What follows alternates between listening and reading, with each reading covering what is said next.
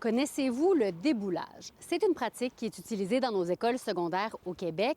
Quand un élève échoue dans une matière, par exemple, il a 50 dans son français de secondaire 4, bien, il arrive qu'on le fasse tout de même passer en français de secondaire 5. Et le gouvernement de la CAQ a décidé que pour les secondaires 3, 4, 5, le déboulage, c'était maintenant terminé.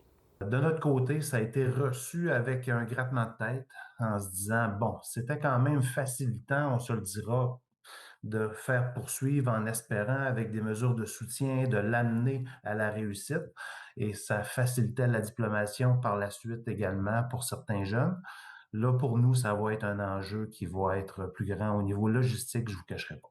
Il faut admettre que pour un enseignant, d'avoir des élèves qui n'ont pas les acquis de secondaire 4, puis là, je dois enseigner de la matière de secondaire 5 où je dois aller plus loin et même bonifier les matières normalement maîtrisées en secondaire 4, bien là, ça devenait un défi vraiment important. On a questionné les auditeurs du 1027 Rouge à ce sujet. Par texto, il y en a plusieurs qui nous ont rapporté en avoir bénéficié, mais disons que les avis sont partagés sur cette pratique. Mais ça donne lieu à des enfants qui n'ont pas réussi, par exemple, par mathématiques depuis la troisième année primaire, Oh! puis qui se retrouvent quand même en secondaire 3 là, parce qu'ils ont réussi à passer qui ont réussi à passer français-anglais, excusez-moi. Ah, carrément, là. J'ai passé de mon secondaire 1 à secondaire 5 à couler mes maths.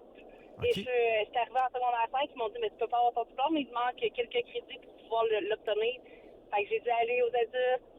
Au Centre de services scolaires de la région de Sherbrooke, on nous confirme que c'était une pratique utilisée et que la première chaire de recherche sur le décrochage scolaire soulignait d'ailleurs que l'accusation de retard scolaire et le fait de ne plus suivre sa cohorte, ce sont des facteurs qui pourraient contribuer au décrochage scolaire.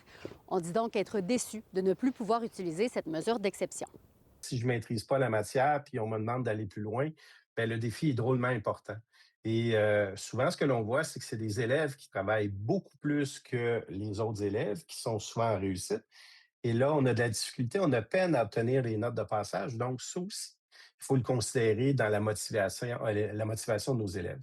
On dira jamais à nos profs, hey, ton jeune à 57, peux-tu me le faire passer à 60? Ça serait très aidant. Jamais, jamais, jamais, jamais.